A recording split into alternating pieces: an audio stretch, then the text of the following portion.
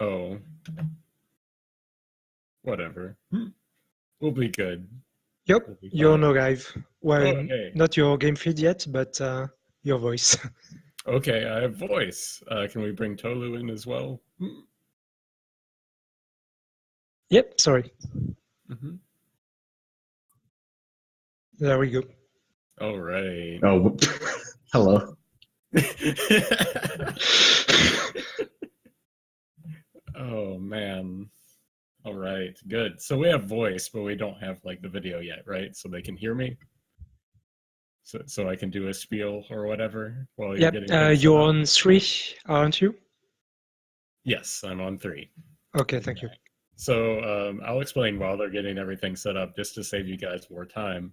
You can't see it yet, but I'm going to be playing one-handed. I normally play one-handed because I have a physical disability called hemiparesis that lowers feeling and coordination in the right side of my body. Normally, I would be bracing the controller with my right hand because it's good enough for that. But thanks to generous donate, I believe it was basically one big donation, probably. Or wait, no, there were 2 that went towards this. I'll be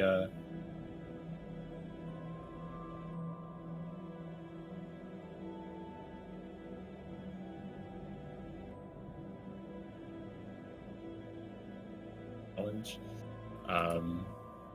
and again, I'll be playing Momodora Reverie under the Moonlight.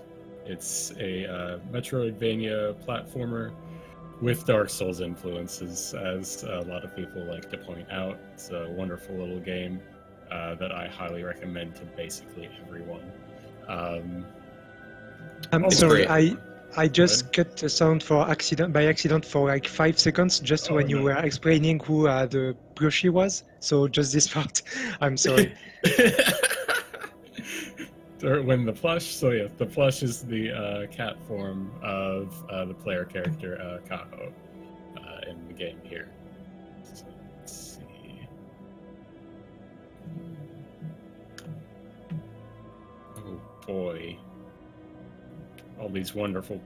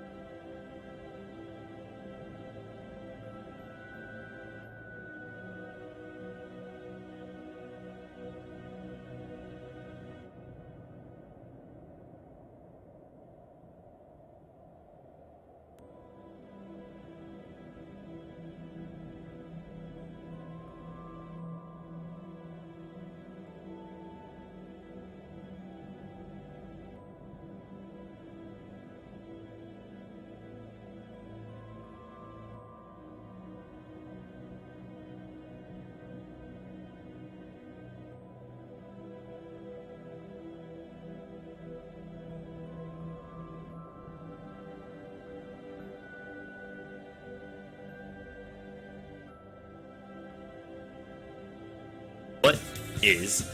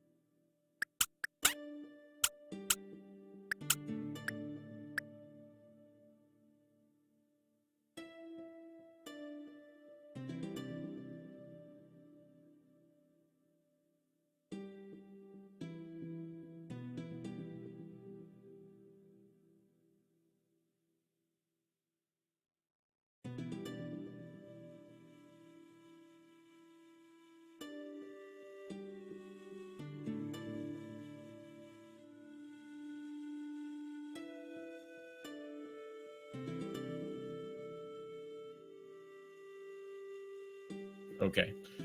No, it should be on. I'm very sorry about that. Okay. Yeah, so again, so I'll play on insane difficulty, which, as you see, the game strongly advises against. You start with 1 HP. We're not getting any more HP, so anything, if it hits me, I will die. So that's going to be a big thing we're going to try and avoid happening. Anyway, I'm ready to go, so 3, 2, 1, go. Good luck. Thank you. I don't know if you guys heard me earlier, but I'm Tolu, and I'm going to be commentating for half here. I'm going to rely on Tolu mostly for the beginning here to explain some general mechanics, because the first area of the game is the hardest to get through and just survive, because there's a lot of different random factors to this area. So what are you going to want to do most of the time is just keep rolling. And you can also do, other than the roll on the ground, you can do a jump roll. And in order to do that, you have to jump and roll on the same frame. And it's actually incredibly useful, especially on this difficulty. Much like Dark Souls, if you roll through an enemy, you don't actually take damage once you go through them.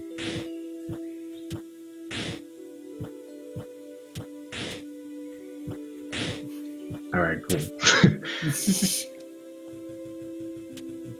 Yeah, when he said you die in one hit, he wasn't joking. No.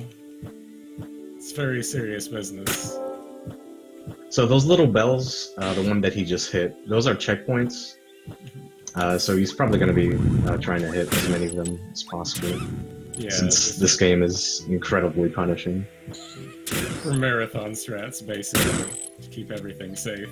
Those bells also refill your items when you do hit them, which will be important once we actually do have items, but... So you would still hit some saves throughout the run, even if you weren't doing marathon strategies. So this area of the grove is probably one of the hardest spots or areas in the game, since a lot of these little imp characters, they can jump around super erratically, and they can just run into you incredibly fast if they want to. And their movement is somewhat random, but they're still somewhat manageable if you react fast enough. But sometimes they'll like give you a really terrible pattern, and you'll just die anyway. Yeah, some rooms, especially one that's coming up in just a moment, it's basically up to if the imp wants to let you pass or not. And so we're fairly nice there. Okay.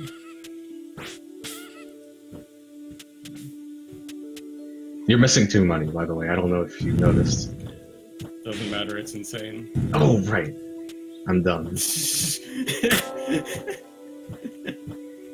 Thanks for looking out for me, though, Tony. Yeah, no problem, dude. So this is Adia. He's going to be trying to hit the Pearl here with arrows as much as possible. She does take, I believe, I think it's something like triple damage once you hit her tail. Also, what he just did was Reverie. That's a secret ability that Kaho has from the very beginning. It's a up, down, left input, and that spawns the Reverie, which spawns lasers randomly on the screen. And that's incredibly useful in that boss because the lasers do a lot of damage if they hit their tail. And he's going to be buying the crystal seed here, which he needs 80 money for. There's 2 types of items in this game. There are active items and passive items. Active items, which crystal seed is one, you have to cast, and it has 1 use, and you can actually refill those uses if you hit a checkpoint.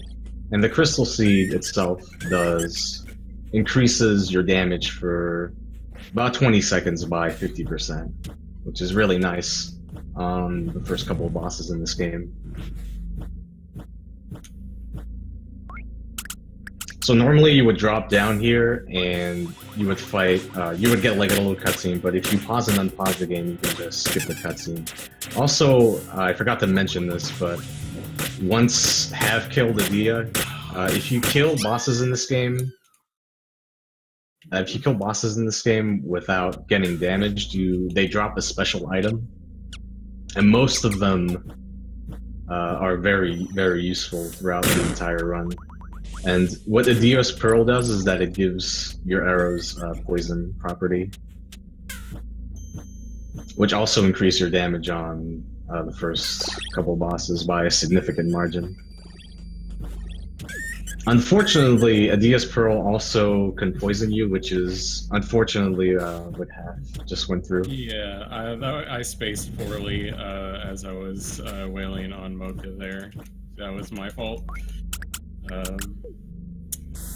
I will blame the lack of stability again from playing truly one-handed. You got this. Yeah, dude.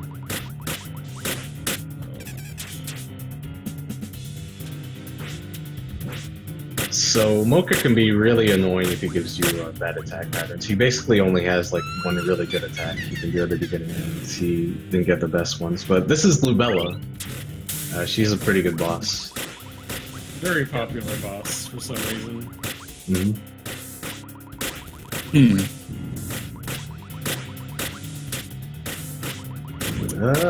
Oh well. That's the worst attack she can do. If she dives, she wastes, I think, about 15 seconds every time. Just about. Yeah. Didn't waste quite as much time as it could have. This poison did kill her just before she was going to come back up, but... And we got a Bachman patch from her, which is a very special item that Toru should explain. Yeah, so the Backman patch is an item that has, I think, the most casting time, but it does a lot of damage. It summons like a wall of blocks that do a lot of damage, especially on bosses. But it's also very useful in order to trigger a lever later on in the run, which allows you to basically skip like half of an area. But you're not going to see that until pretty much the end of the run. Yeah. And while it starts out with good damage, later in the run it will get pretty insane damage thanks to another item that we'll get from another boss. So, pretty exciting stuff. Pretty much any time you talk to someone, in most cases, they're basically like, hey, it's dangerous, you shouldn't be here. Just fill that in for most dialogue and you'll be okay. Either that or they want to kill you.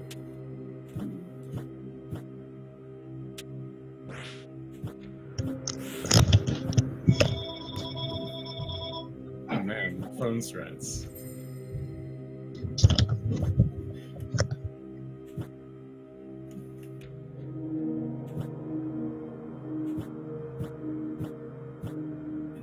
Alright, sorry about that. It's good. It's fine. No worries about it. This area used to be much worse in earlier versions of the game. These bat heads, flying bat heads, could appear basically anywhere at any time. Well, from the edges of the screen, but they could appear in very high numbers, and it was pretty terrible. But now they only appear when you're near the other far side of the screen, so most of the time you'll only see one per screen, which is very nice. Do we have time for a couple of donations? Yeah, sure. All right. So we've got $5 from A. Walters Kong.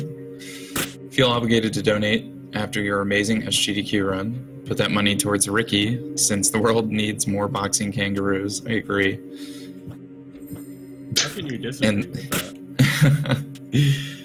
And Cyclio donated $5 with no comments. If you want to put that towards something, you can let us know in the chat. And with those, that puts us within $500 of our goal. So Nice. keep it coming, guys. We're very close. So this is Frida, and you want to start out by casting 2 background patches right at the beginning, then using Crystal Seed. This boss, oh my goodness, okay, this boss, when he moves, actually has contact damage. But basically what you want to do most of the time is just spam arrows at her. Oh no! If you're... Oh my goodness. I am so sorry, basically, to everyone. That right there is basically poisoning myself. But, again, it's mainly the stability issue. I don't know. So we get to see this again. It's all good. Saria has really good music. It's very chill, yeah. The whole game does.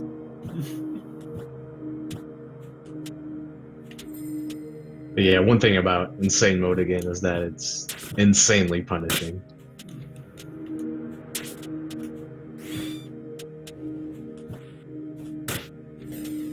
Sometimes on this screen, the backman can actually hit the wall with the bomb, even though you're not trying to. Which is pretty nice, and it's a really good time save when that happens.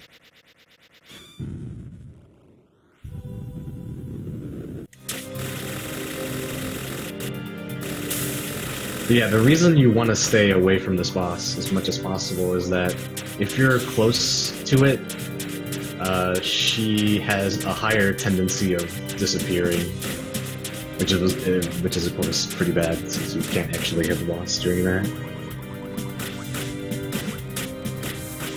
The only times you'll be going in for melee attacks is when she's charging her big laser.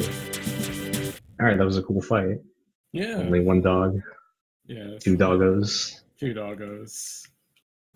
We got the sparse thread from her. It's a very, very nice item. Very glad to have it. Just does sort of radiates out from you. Does a lot of damage. Half also picked up a crest fragment, and you need 4 of those in order to unlock the 2 final areas in the game.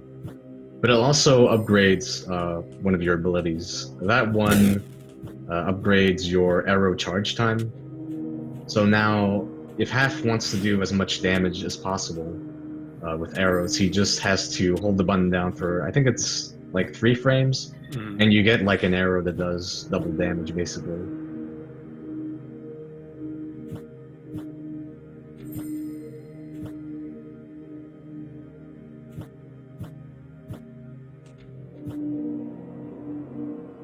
Oh man. You can actually get slightly above that that spinning blade, but it's really scary. Yeah. Well, I just pressed jump slightly too early to be able to go under the other side there.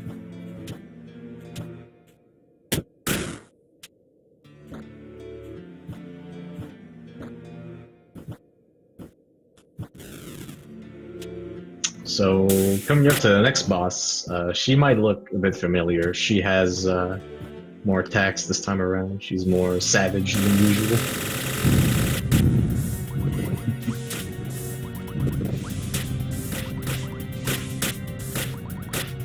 Actually, she's playing... Oh, no, dude.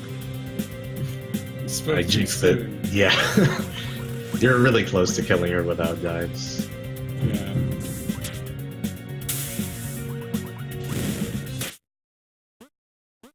Now we're gonna come up on the best part of the game, so it's fine. Or fairly soon. We'll be at the best part of the game. Are you ready, Tolu, by the way? When we get to the elevator. Yeah. Yo, I got you. I got you, dude. So, yeah, if you ever want to become a cat, just hit a giantess witch in the chest with a leaf repeatedly, and eventually you'll become a cat. And that's all it takes. Cat form moves much faster than human form. Well, it's not hugely faster, but it's enough that makes a big difference in the run. Cats, unfortunately, cannot climb ladders, even though that is not true in real life. I know. Gotta balance it out somehow. Okay, so now we're on a cat ladder, and it's very important that we do a meow song, so... Okay. Meow, meow, meow. Meow, meow, meow, meow. Meow, meow, meow, meow, meow. Meow, meow, meow, meow, meow. Meow, meow, meow. Meow, meow, meow, meow, meow, meow, meow, meow. Okay. There you go. Good lord. Can't believe I signed up for this.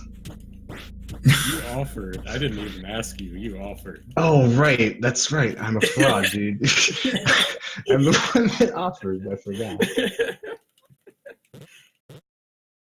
But you should explain about roll jumps and cancels and things. Yeah. We're doing that now. So you can also roll jump in cat form, and the end of the roll jump is actually slightly slower than the beginning. Mm-hmm. So in order to counteract that, you can actually cancel mid-roll jump in order to cancel like the slow part of the jump roll, and it actually saves like a couple of pixels every time you do it, but it's like incredibly hard.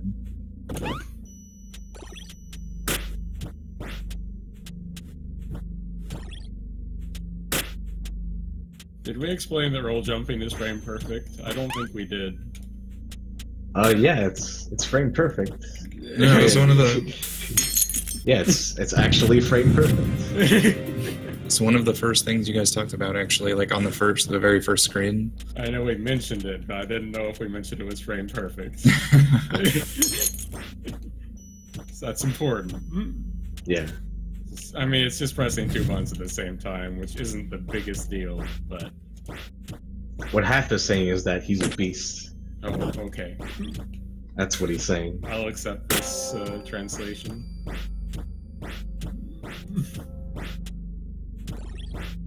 We have time for a quick donation. Sure. So we got $10 from Yajiji. It says, Half, save the queen for us, please, Kappa. If you want to put that $10 towards something, put it in the chat. Or PM JRTA Marathon. Or somebody like Cassis V. And we'll get it in there for you. And just a reminder, as Cass is spamming in chat, if you get $5 in or more during this run, you're eligible to win a Kaho Perler. And more details on that can be seen either in the chat on one of those links or on the schedule. And a reminder that this is JRTA Marathon to get 2 Japanese speedrunners to AGDQ. And I'm very excited. This means a whole lot to me personally because I will be racing them in one of my favorite games, and they're 2 of my favorite people. So I just want to extend a big thanks to everybody that's involved, the owners and runners, organizers. So yeah, on with the marathon. Alright, so that crest piece I just picked up gave us the warp ability, so it saves a lot of travel time just in general. From going from one maiden place to another. You can't warp to every save, but still, it's enough that it saves a lot of time.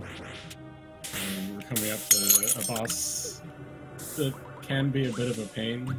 Hopefully she will cooperate, but it's the Arsonist. Her main ability is that she throws these fire orbs around. Right at the start, he's going to try to drag her over to these barrels. If she teleports on top of them, she'll be stunned for a little bit. And that gives you enough time to use 2 sparse threads on her. Oh, sparse? I don't know if we explained, but sparse threads basically... Oh, okay. Never mind that. My bad.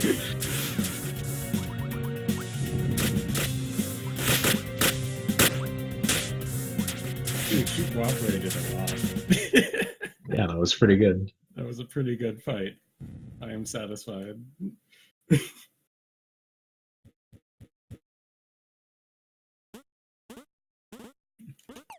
So now we have the pocket insensory, and that then gives you fire damage to your attacks, and the Bachman patch is also affected by it. So as we'll see in a few minutes, it increases damage for the Bachman patch very significantly. And also, the crest piece we just got gives us air dash, so that's how we're mainly going to be moving around now. It is still faster to do a roll jump cancel in between air dashes though, but it's very difficult. It's fairly minimal too. Yeah. So we have to pick up a key here in this wonderful little cat room. All the cats are asleep, so they don't meow at us this time. I'm actually very upset. I don't think I've ever seen this. What? I have never seen them all sleeping at the same time. That's weird. It is weird. That RNG, yo.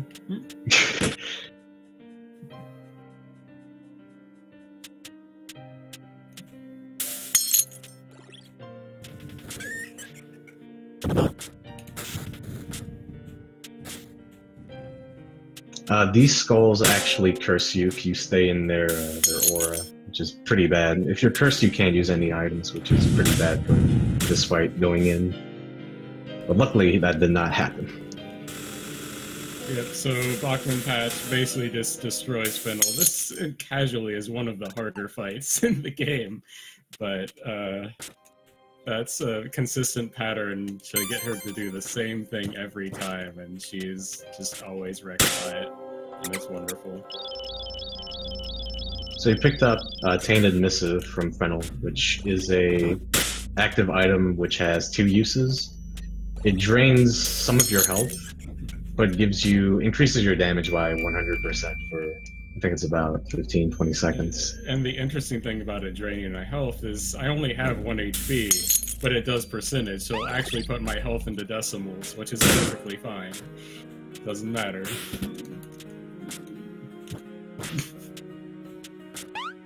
I pretty much begged the developer to not fix that. By the way, RDN is super cool. As a developer, he's made a lot of changes to the game that have been fairly speedrun friendly.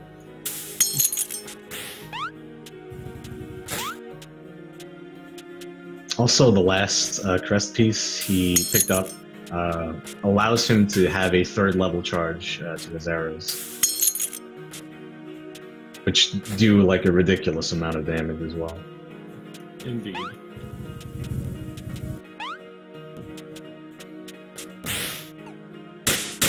So the item he picked up, Sealed Wind, is an item you actually need to get the best ending in this game. After this area, he's gonna have to backtrack at some point in order to get a leaf upgrade. And that upgrade is the one that triggers the true ending in this game, once you defeat the final boss. You actually need that item you actually need the leaf upgrade to actually, you get a 3rd phase on the last boss. And if you don't get that final phase fight, you don't get credits, so it's kind of debatable if you're actually beating the game otherwise. So we do require that for runs. So he's going into Lupiar and Magnolia, and he's going to be setting up here a very specific spot and then backing up to the wall using another Batman patch. Alright, this looks pretty good. Alright, cool. Sick. Oh man, this fight, Dude, that was perfect. Yo, flip the cat over. Let's do this. I am very satisfied with that fight, as I will exemplar right now.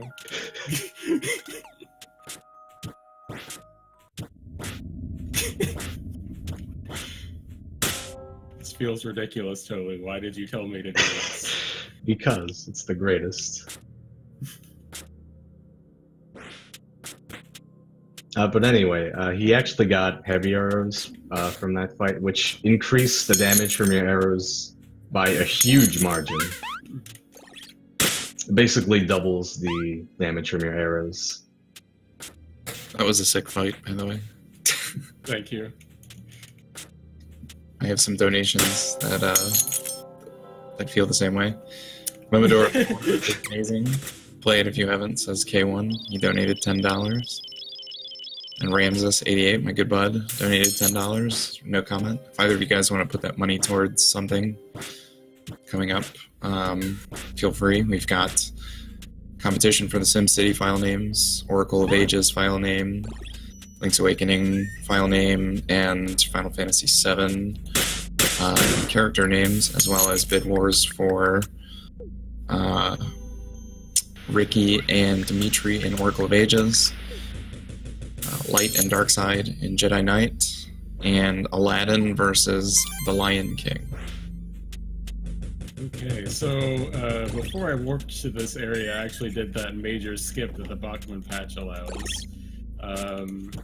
where you kind of hit a switch that's above you, because the Bachman patch is very special and can hit things that the leaf should mainly be interacting with.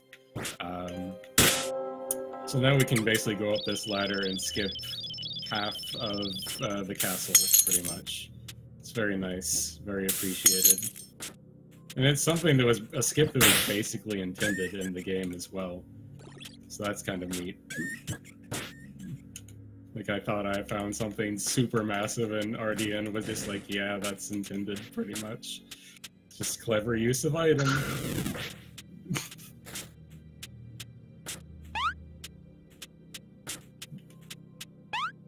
You're gonna just jump over Kath, not even helping her? No, it's fine. She'll be okay. So this boss spawns clones of herself. The real one is always the one that's flying lowest vertically, no matter what height they happen to be. Or they can be like all the way over to the other side. That was a pretty bad spawn, but it's fine. Pretty rude spawn anyway. Very manageable still.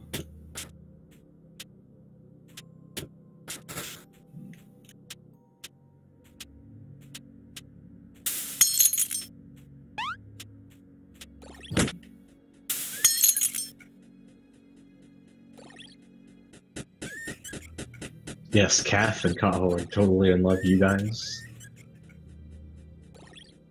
Even though I never... Guardian sort of wanted that to be implied. He actually did. Yep. What a guy. What a guy. And here's the final boss. It's gonna have 3 phases. First phase is the hardest to get right.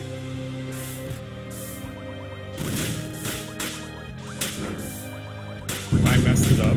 It's totally fine to redo it, because I didn't switch the item like at the right time. I'd rather just do it right. Yeah, death on this boss isn't too bad, fortunately.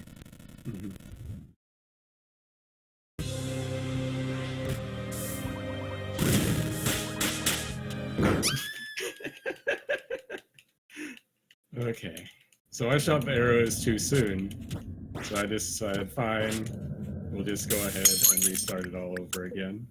This is something I'm very stubborn about, actually, this fight. I just have to get it right. I don't...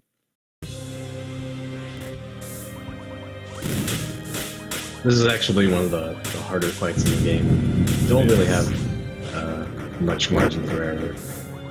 Wait, what? Yeah, I got the glitch arrow again, Tolu. That's something I didn't explain. There's one frame in between your second level charge and first level charge that it does a regular arrow instead. I was actually surprised by you just standing in the middle of that attack and being not damaged. I don't care. I just wanted to get the first phase right. That's how it's supposed to look, everyone.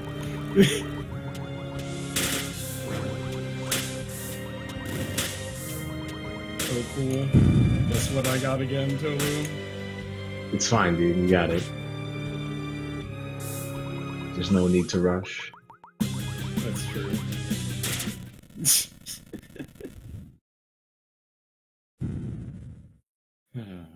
So this is the final phase here. Final phase is actually the easiest. It is, by far.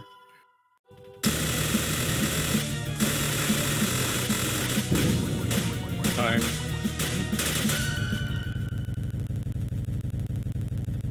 I'm not sure if I want to know my time, but I want to know it anyway. 29:16. Gosh, Still sub 30. that's true, but gosh. I feel I should apologize. No, it was great. Thank you guys so much for coming on and doing this. Yeah. Thank you for having me, for sure. Keep watching, keep donating. Make sure we can get everyone there. And then, again, every extra dollar goes to Medicine Sans Frontières or Doctors Without Borders, right? Yes. Yes. Okay, yes. And that's always a good cause. So just keep the money going. Absolutely. Thank you so much, guys. Thank you again. And Gigi. GG. Do you have any last words or shout outs you guys want to give, by the way? Shout outs to the community for this game. It's gotten pretty large, actually, since SGDQ. Shout outs to Luna Argentis for finding probably over half of the boss strategies in the game. He's a beast at the game in general. If you're interested in the game, we actually have 2 Discords. It's a bit disjointed, but we'd be happy to help. So. Oh yeah, Mr. Weebles is in the credits. And you're in the credits as well. Yeah, but I'm just in there as a Patreon donator. Oh, It's fine. Dang.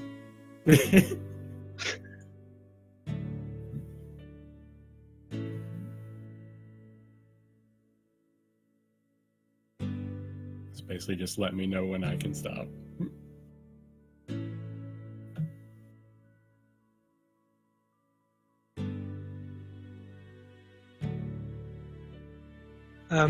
You're good to go whenever you want. Thank you very much.